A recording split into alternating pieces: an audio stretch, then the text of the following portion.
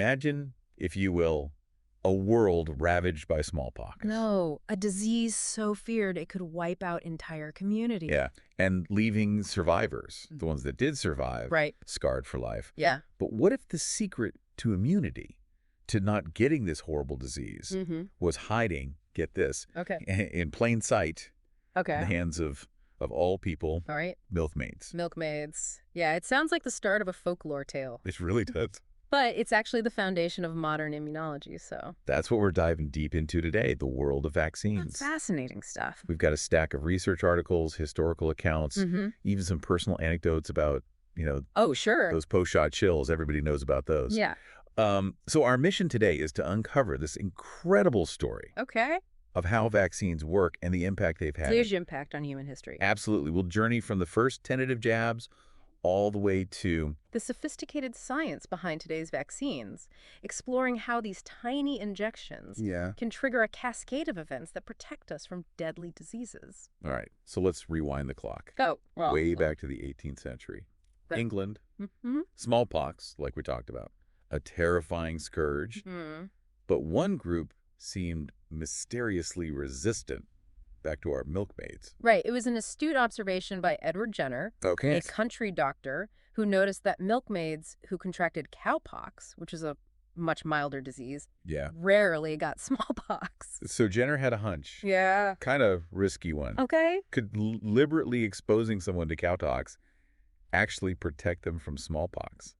Interesting. So he took pus from a milkmaid's cowpox sore and inoculated a young boy. This was a bold move, especially considering the ethical standards of the time. Yeah, for sure. And there was no guarantee it would work. No. It could have been fatal. Oh, wow. Oh. So what happened to the boy? The boy developed a mild illness, as they tend to do with cowpox, Oh, but good recovered quickly. Oh.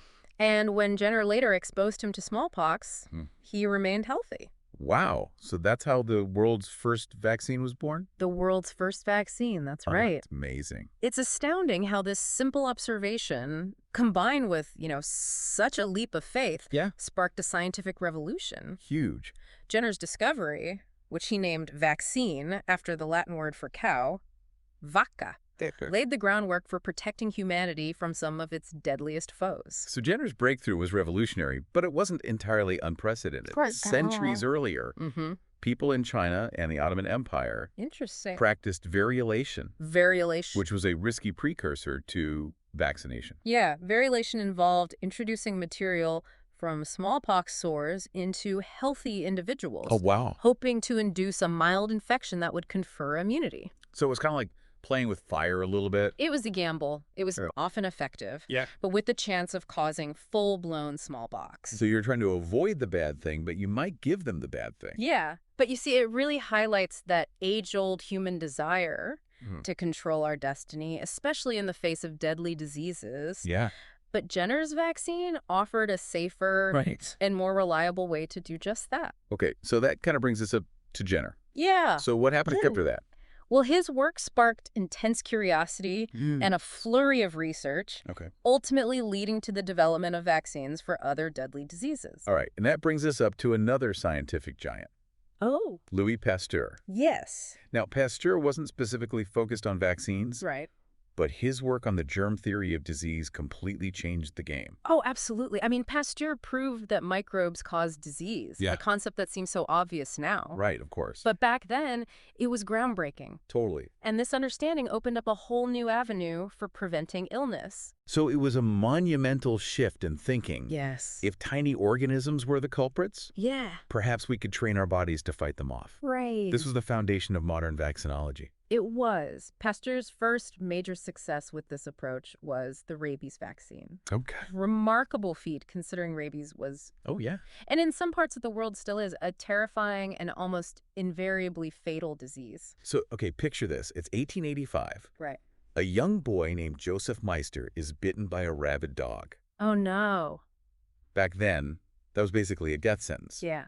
But Pasteur had been working on a vaccine. Okay. Using weakened rabies virus from infected rabbits. Interesting. It was a desperate gamble, Yeah. but with no other options. Right. Pasteur administered his experimental vaccine to young Joseph over several days, and incredibly it worked. he survived. It did. Becoming a living testament to the power of vaccines. That's right. This wasn't just a scientific breakthrough. Okay. It was a triumph of hope over despair. I love that's a great way to put it. Pasteur's rabies vaccine really solidified the concept of deliberately triggering the immune system to protect against disease, paving the way for the countless vaccines that followed.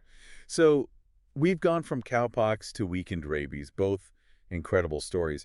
But the story of vaccines doesn't stop there. No, it doesn't. In the 20th century, a new challenge emerged. Okay. Polio.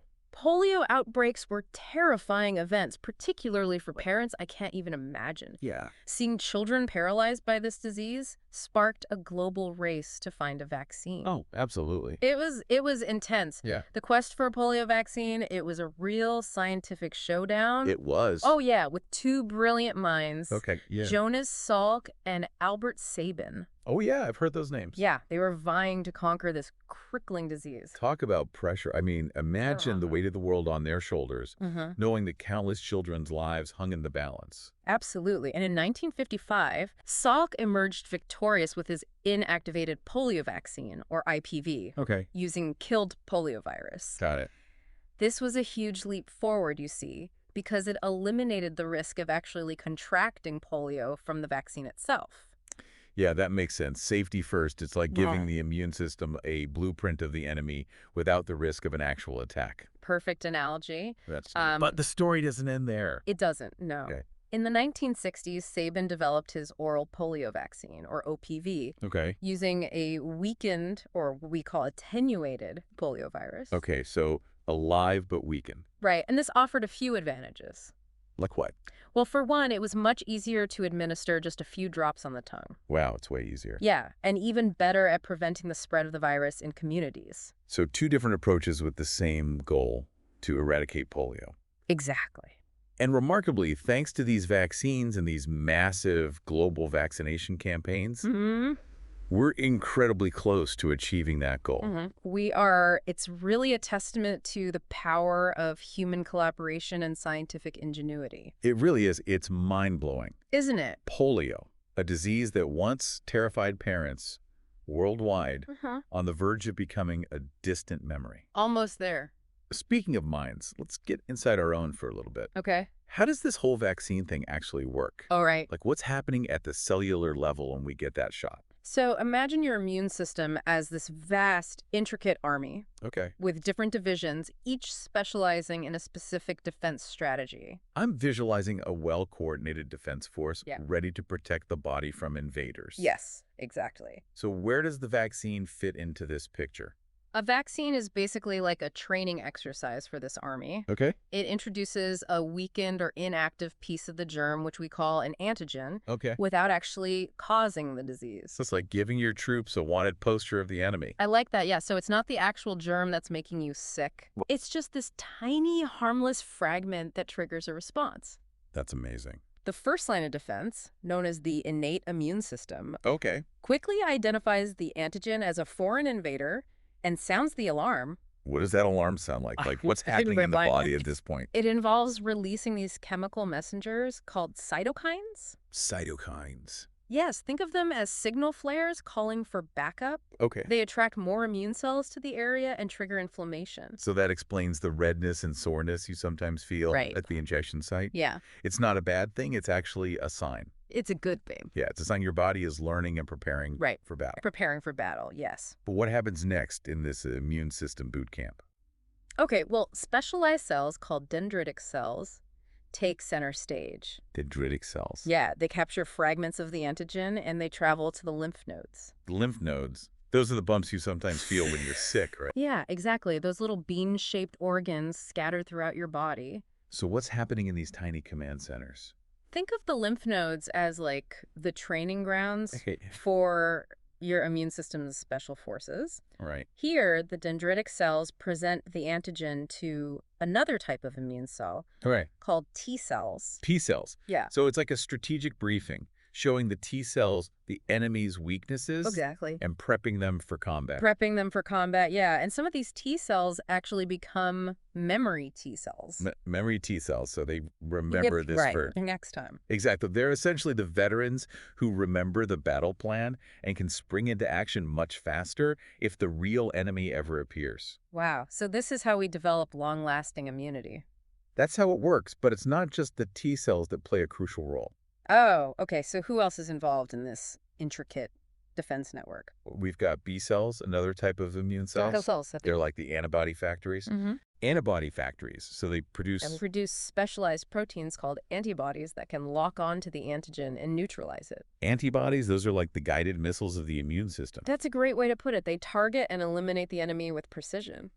So the vaccine triggers this whole chain reaction. It does. Teaching your body how to recognize and defend itself against a specific threat. That's how it works.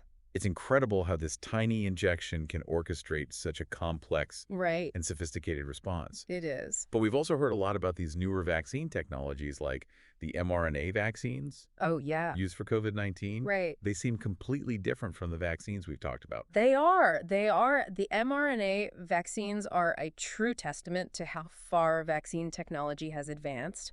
They kind of burst onto the scene, didn't they? They did. It was like... So how do they actually work? Okay. I mean, they don't contain an actual virus, do they? That's right. Instead of injecting a piece of the virus itself, mRNA vaccines deliver a set of instructions. Instructions to your cells. Okay, so instead of showing the immune system a wanted poster, we're giving it a detailed manual on how to build the enemy. Exactly, and not the entire enemy. Okay. Just a very specific component. Got it. In the case of the COVID-19 vaccines, it's typically the spike protein. Okay. The part of the virus that allows it to latch onto and infect our cells. Got it. So, yeah. So we're giving our cells instructions on how to build a part of the virus? Uh-huh. Is that a little risky? Not at all. Okay. The mRNA enters your cells, and it acts as like a temporary blueprint. Okay. Instructing them to create copies of that viral protein. Okay, so our cells become mini factories, churning out these harmless viral proteins. Exactly. That's the point of that. Well, that's where the brilliance of the mRNA approach comes in. Okay. Your immune system, always vigilant, spots these viral proteins. And it's like, hold on, these don't belong here. So it triggers an immune response, even though the proteins themselves are harmless. That's exactly right. It's like a highly targeted training simulation. I like that, yeah. Okay. Your immune system mounts a full-fledged defense, generating antibodies and memory cells specifically targeted against that viral protein. So it's like teaching your immune system to recognize and neutralize the enemy's weapons before they can even be deployed. That's a great way to put it. So with mRNA vaccines, we're essentially hacking our own cells to build our defenses. Yes. The mRNA vaccine technology is a game changer. It is. It offers a faster and potentially even safer way to develop vaccines against a variety of diseases. We've talked about the immune system's reaction to vaccines. Yeah. But what about the other side of that equation? Okay. The actual process of making a vaccine. All right. It seems so incredibly complex. It is. A delicate dance of science and engineering. Absolutely. Developing a vaccine involves multiple steps, each requiring meticulous precision and scientific expertise. Wow. It all starts with identifying the right antigen, that crucial piece of the pathogen that will trigger the desired immune response. So you're basically choosing the most effective wanted poster. Yes. The one that'll make the immune system sit up and take notice. Yeah, exactly. But where do you get these antigens from? That depends on the type of vaccine. Okay. Sometimes we can use weakened or inactivated versions of the virus or bacteria. Okay. Other times we can synthesize the antigen in the lab. Right. Particularly with newer technologies like mRNA vaccines. So it's not just about finding the right antigen. It's also about figuring out how to produce it on a large scale. Right. What's that process like? Imagine these massive bioreactors. Bioreactors? Yeah. Giant stainless steel tanks. Oh, wow. Carefully controlled to create the perfect environment for growing cells or viruses that will produce the antigen. So it's not as simple as mixing a few ingredients in a beaker. No. It's more like cultivating a delicate ecosystem. Yeah, exactly. And after this large-scale production comes purification. Purification, okay. The vaccine goes through a rigorous filtration process to remove any impurities or contaminants. So it's like a high-tech sieve. Yeah. Ensuring that only the pure, effective antigen gets through. Exactly. And then Then comes the formulation stage. Formulation, right? The purified antigen is carefully mixed with stabilizers, preservatives, and sometimes adjuvants. Adjuvants? What are those? Think of adjuvants as like boosters. Boosters, okay. They enhance the immune response, making the vaccine even more effective at training your immune system. It's like giving your troops extra ammunition and better armor. Exactly. So after all that, we finally have the finished vaccine. We do. But the journey doesn't end there, does it? You're absolutely right. The next hurdle is a logistical marathon. Oh, wow. Getting those precious vials from the manufacturing facility to clinics and hospitals all over the world. A massive global relay race, ensuring that these life-saving vials reach the people that need them. Exactly. But that can't be easy. No. Especially with some vaccines requiring specific temperature controls. Yeah, you're talking about the cold chain. The cold chain, that's right. Maintaining that must be absolutely crucial. It is. Especially for these sensitive vaccines like the mRNA vaccines. Yes. Which have to be kept at those ultra-low temperatures. It's like a high-stakes game of freeze tag. It is. With the fate of millions hanging in the balance. It's amazing how much effort goes into getting those vials from point A to point B. It truly is, and it involves a dedicated network of individuals across the globe. Yeah. Scientists, engineers, logistics experts, healthcare workers. Wow. All working tirelessly to ensure these vaccines reach their destination safely and effectively. We've covered a lot of ground so far, Yeah. from the history of vaccines to the intricacies of this immune response. Yeah. But the story doesn't stop there. We've talked about how vaccines create these memory cells. But why do we sometimes need booster shots? Well, that's a good question. Does immunity fade over time? It's not that the memories completely disappear, Okay. but they can become less sharp over time. Okay. It's like anything else. If you don't practice or revisit information, it becomes harder to recall. Right. So it's like those wanted posters we talked about, they start to fade and those battle plans become less detailed. Right. So that's where booster shots come in. Okay. They're like refresher courses for the immune system. Right. Reintroducing that antigen and reminding those memory cells of the threat. So it's like sending your troops back to boot camp. Yes. Sharpening their skills and reaffirming their battle plan. Exactly. But why are booster shots necessary for some vaccines and not for others? Yeah, that's a good question. It really depends on the specific disease and how long that initial immunity lasts. Okay. Some vaccines, like the measles, mumps, and rubella MMR vaccine, are thought to provide lifelong immunity in most cases. That's great. But for other diseases, like tetanus or pertussis, immunity wanes over time, and we need boosters every 10 years or so. That's right. And then there's the flu shot, which we need annually. Oh, the flu. Yeah, always changing. Always changing. And always a challenge. It is. Influenza viruses are notorious for mutating rapidly. Yeah. Meaning that wanted poster we talked about is constantly changing. Oh, wow. Scientists have to predict which strains will be circulating each year and create a vaccine that matches them as closely as possible. So it's like playing a game of cat and mouse with the virus. It is. Trying to anticipate its next move. Exactly. So even if the flu shot doesn't perfectly match the circulating strains, it can still offer some protection. It can. Oh, yeah.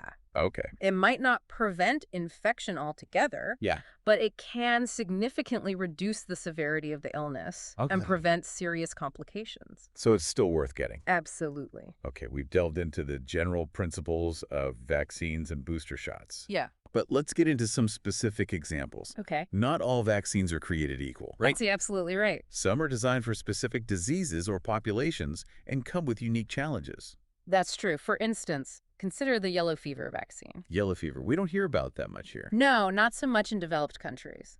But it's still a serious threat in other parts of the world. It is. What's unique about the yellow fever vaccine?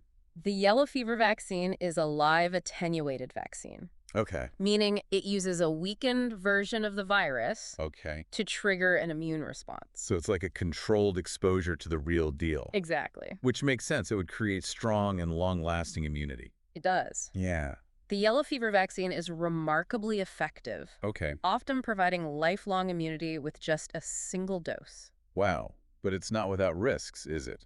Well, the vast majority of people experience only mild side effects, if any. Okay. But there is a small risk of severe reactions, especially in certain populations like older adults or people with weakened immune systems.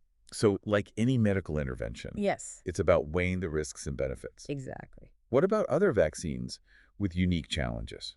Well, the rabies vaccine comes to mind. Rabies. It's almost always given after exposure to the virus, Okay. as part of what we call post-exposure prophylaxis. So it's like a last-ditch effort to prevent a deadly disease. It is. Rabies is almost always fatal once symptoms appear. Yeah, it is. But if you get the vaccine and rabies immunoglobulin soon after being bitten or scratched by a rabid animal, your chances of survival are dramatically increased. Wow, that's incredible. It is. It's really a remarkable vaccine. What makes the rabies vaccine unique in terms of administration? Well, it requires multiple doses over several weeks, which can be a bit intense. Yeah. But considering the alternative, it's a small price to pay. Absolutely. Okay, so we talked about yellow fever and rabies. Are there any other examples of vaccines that pose unique challenges? Let's talk about the BCG vaccine. BCG. Which stands for Bacillus calmette-guerin. BCG. That one doesn't ring a bell. It's primarily used in countries with high rates of tuberculosis or TB. TB? Okay. And it's most effective at preventing the severe forms of TB in children. TB is a serious bacterial infection. It is. Especially in developing countries. Yeah. So this vaccine plays a vital role in protecting vulnerable populations. It does. You mentioned unusual characteristics. Right. What sets the BCG vaccine apart? Well, the BCG vaccine often causes a raised lesion at the injection site. A lesion, what's that? It's like a raised bump. Okay. It takes a few weeks to heal and might even leave a small scar. A scar. Yeah, but don't worry. That sounds a little alarming. It's not dangerous. Okay. It's just a sign that the vaccine is working. Okay. Triggering that localized immune response. Okay, so it's like a badge of honor. You could say that. Yeah, so for a lot of people in those high-risk areas, yes, it's a small price to pay for protection against a potentially deadly disease. Exactly. It highlights the diverse approaches used in vaccines, each tailored to combat a specific threat. So besides these disease-specific challenges, are there any vaccines known for having generally stronger side effects? Yes, some vaccines, particularly those that use live attenuated viruses, like the MMR vaccine or the chickenpox vaccine, are known to sometimes cause more noticeable side effects. Live attenuated vaccines, those are the ones that use a weakened version of the virus, right? Right, so it's like a controlled infection? Yeah, a controlled infection. So what does that look like? Well, sometimes that controlled infection can cause mild flu-like symptoms. Like what? Low-grade fever. Okay. Some muscle aches, maybe fatigue. Okay, that's not too bad. No, it's basically your immune system working overtime, learning how to fight off the real deal. So those side effects are actually a good sign. They are. It's proof that your body is mounting a robust response. Another factor that can influence side effects is the presence of adjuvants. Right, those boosters we talked about. Yeah, the ones that enhance the immune response. Yes. You're saying they can also make side effects more pronounced. That's right. Adjuvants can sometimes increase the likelihood of experiencing side effects. Okay. Like soreness or fever. Okay, it's a trade-off then. It is. Stronger immunity might come with a bit more discomfort. And sometimes high-dose vaccines, like the high-dose flu vaccine for older adults, can also cause more noticeable reactions. That's true. But ultimately, the goal is to achieve the best possible protection, right? Absolutely. Vaccines are all about finding that sweet spot between effectiveness and tolerability. Right. It's remarkable how scientists have created these tools that can protect us from so many diseases. It truly is. But amidst all the science and technical details, it's easy to lose sight of the bigger picture. What does it all mean? Okay. Why are vaccines so incredibly important? That's a profound question. It is. I think the legacy of vaccination extends far beyond just preventing individual illnesses. Okay. It's about safeguarding entire community. Oh. Creating a shield of protection that benefits everyone. You're talking about the concept of herd immunity, right? Herd immunity, exactly. The idea that when enough people are vaccinated, it disrupts the chain of transmission. Right. Protecting those who can't be vaccinated for whatever reason. Precisely. Vaccines create a ripple effect of protection. It's beautiful.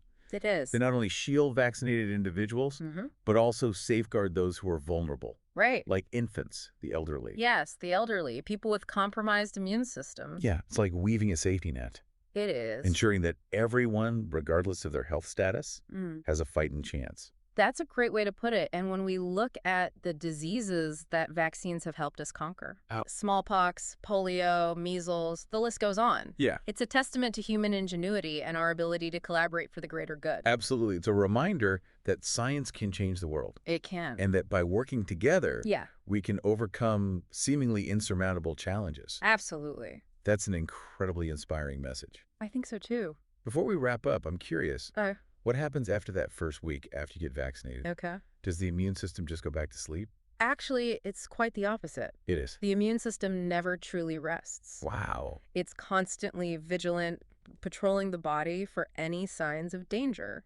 So it's like a well-trained security force always on alert. Exactly. Even when things seem calm. Right. Those memory cells created by the vaccine are constantly circulating throughout your body, scanning for signs of the enemy. So they don't just sit there. No, they're always working. And those antibodies we talked about, they're still on patrol too. They are. Ready to neutralize the pathogen if it ever reappears. Exactly. It's incredible to think about this silent army operating within us. It is. Ready to defend us at a moment's notice. That's right. But what happens when those memories fade or the enemy changes its tactics? That's where boosters come in, right? That's exactly right. Boosters reintroduce the antigen, reminding those memory cells of the threat and prompting them to produce more antibodies. Got it. Strengthening that shield of protection. So it's like giving those vigilant troops a refresher course. It is. Ensuring they're always ready for whatever comes their way. Exactly. Boosters help to maintain that high level of protection, ensuring our immune system remains battle ready. You know, it's fascinating how our bodies are constantly working behind the scenes. Behind the scenes to keep us safe. To keep us safe. But this protection, it isn't static. Okay. It's dynamic. It's ever evolving. So it's not just a one-time event, getting a vaccine. Right. It's like understanding that immunity is an ongoing process. Yeah. A lifelong commitment. Absolutely. To staying ahead of these microscopic threats. It's like tending a garden. Okay. You can't just plant the seeds and walk away. Right. You need to nurture the soil, provide nourishment, and be vigilant against pests and weeds. Yeah, that makes sense. Immunity requires that same level of attention and care. That's a great analogy. So how do we tend the garden of our immune system? Yeah, right. Well, we've talked about vaccines and boosters. Yeah. But are there other things we can do? Oh, absolutely. To bolster our defenses? A healthy lifestyle plays a crucial role in maintaining a robust immune system. All right, like what? Getting enough sleep, eating a balanced diet, managing stress, and regular exercise. Yeah, those are all good things. They all contribute to a well-functioning immune response. So it's not just about avoiding germs. Right. It's about creating an internal environment where our immune system can thrive. Exactly. It's like a holistic approach to health. Yes. Recognizing that everything is interconnected. I like that. And just like a garden flourishes with diversity, our immune system benefits from exposure to a variety of microorganisms. Interesting. This helps it learn and adapt, becoming more resilient against future threats.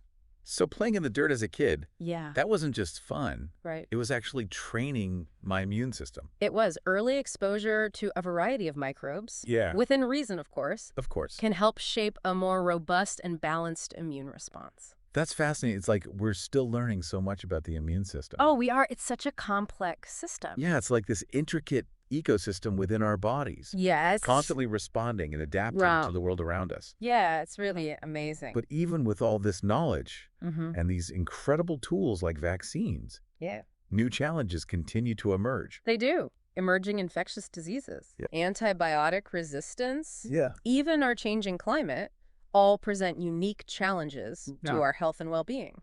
So what does the future hold for vaccines? That's a great question. How are we going to continue to adapt and innovate to stay ahead of these ever-evolving threats? Well, scientists are constantly working on new vaccine technologies, exploring these innovative approaches to target emerging diseases and improve vaccine effectiveness. Can you give us a sneak peek into what the future of vaccines might look like? Well, I can do that. What are some of the areas that researchers are focusing on? One exciting area is personalized vaccines. Personalized? Tailored to an individual's unique genetic makeup. Wow. And immune profile. That sounds like science fiction. It does, doesn't it? Imagine vaccines specifically designed to target your body's vulnerabilities. Yeah, that would be a game changer. What else is on the horizon? Researchers are also exploring new delivery methods, moving beyond the traditional injection. Imagine painless, needle-free vaccines delivered through nasal sprays, patches, or even edible formulations. Edible vaccines. Now that would make getting vaccinated a lot more appealing. I think so. And as our understanding of the immune system continues to grow, we can expect even more groundbreaking discoveries and innovations. Wow, it's incredible to think about the possibilities. It is. Well, I think we've covered a lot of ground today. We have. From the first tentative jabs to the cutting-edge science of personalized vaccines. We've explored the intricate workings of our immune system. We have. Delved into the challenges and triumphs of vaccine development. Absolutely. But what's the ultimate message we want to leave our listeners with today? I think it's this. Vaccines are a powerful tool, a testament to human ingenuity. And our unwavering pursuit of a healthier future. They represent hope, resilience, and our collective commitment to protecting one another. It's not just about individual health. It's about building a healthier future for everyone. Exactly. The next time you roll up your sleeve for a shot. Remember, it's not just a quick prick. It's an act of courage, a contribution to a healthier world. It's a chance to participate in this incredible story of science, resilience, and hope. Absolutely. And a powerful reminder that even the smallest act can have a profound impact on the world around us. This has been a deep dive into the world of vaccines, a journey through science, history, and the remarkable resilience of the human body. It has. Thank you for joining us. We hope you've learned something new and maybe even gained a newfound appreciation for the power of these tiny injections that can change the course of history.